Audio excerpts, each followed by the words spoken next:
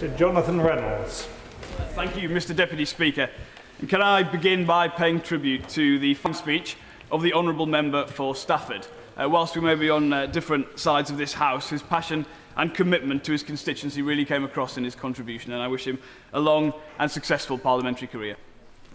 Mr. Deputy Speaker, it is with considerable pleasure that I stand before you as the newly elected Member of Parliament for Stalybridge and Hyde, a place I am proud to call my home as well as my constituency. Can I express my gratitude to you for allowing me to make this maiden speech, and to my friends, neighbours and colleagues for electing me as their Member of Parliament.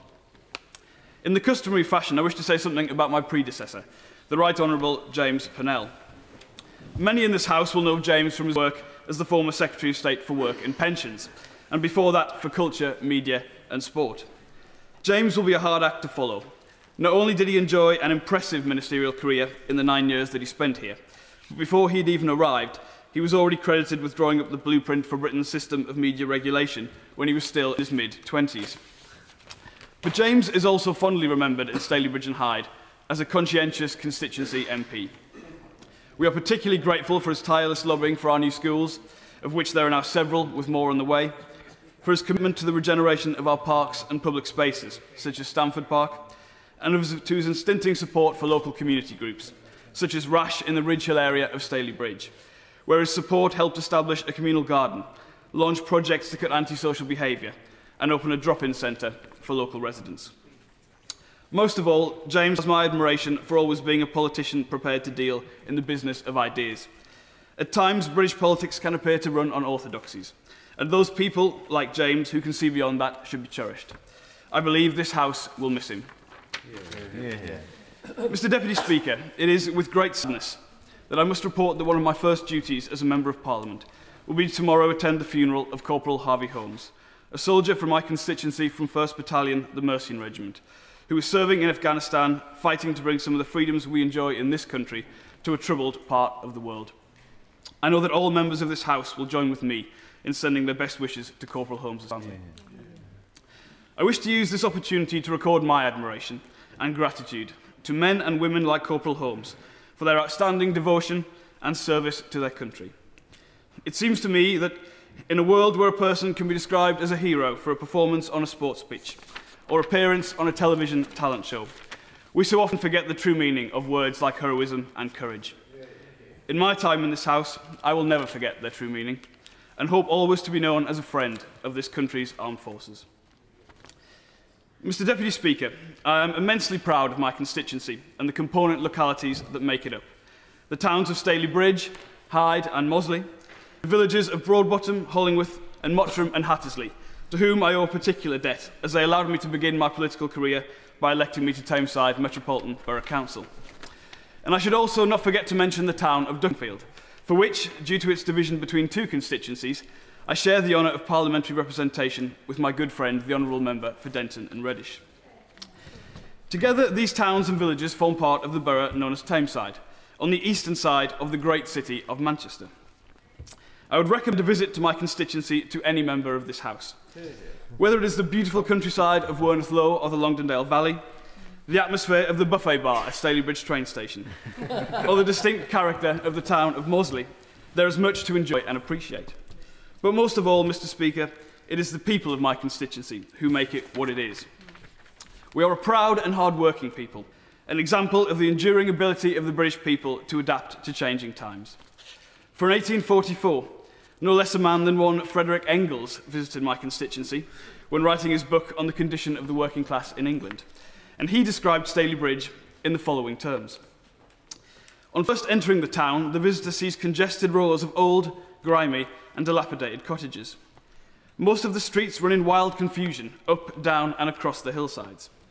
Since so many of the houses are built on slopes, it is inevitable that many of the rooms on the ground floor are semi-basements.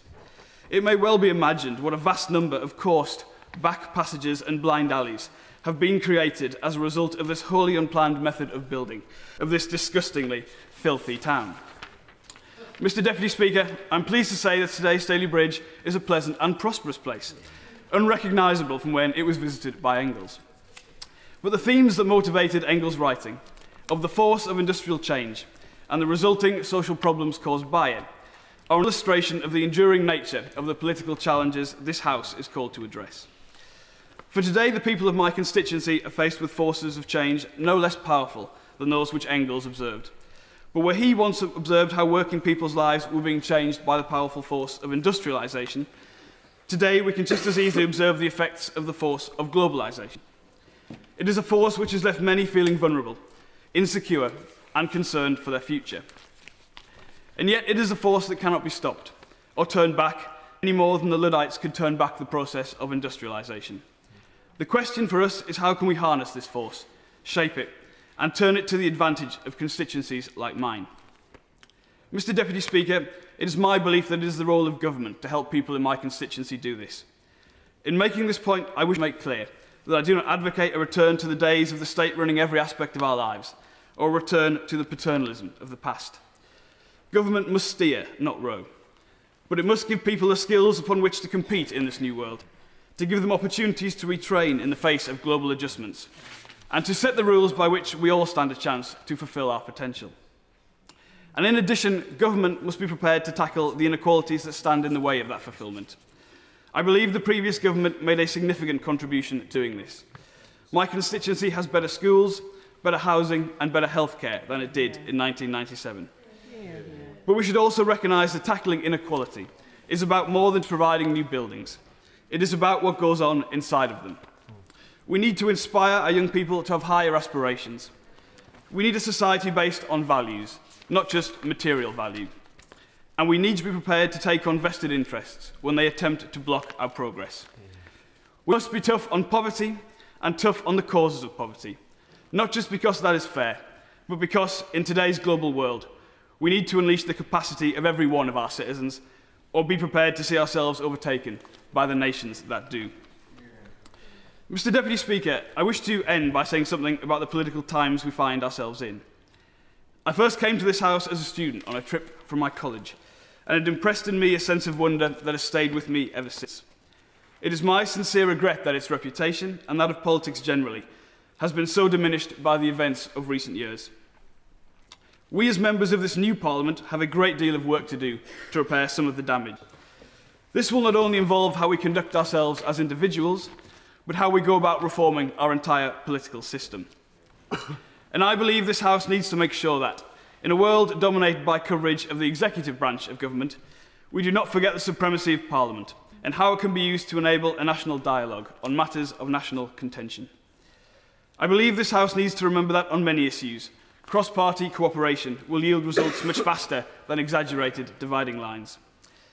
And I also believe this House needs to make real progress towards reforming the House of Lords, and to take seriously the opportunity to amend our voting system that sends us all here to the House of Commons. But most of all, I believe what this great House needs is great parliamentarians. Mr. Deputy Speaker, in my time in Parliament, it will be my humble aspiration to attempt to be one. Thank you very much. Julian Brazier. Thank you, Mr. Deputy Speaker. It's a great pleasure to follow the honourable member who's made a deeply sincere and rather moving speech and has reminded us all what heroism is all about. This has been a speech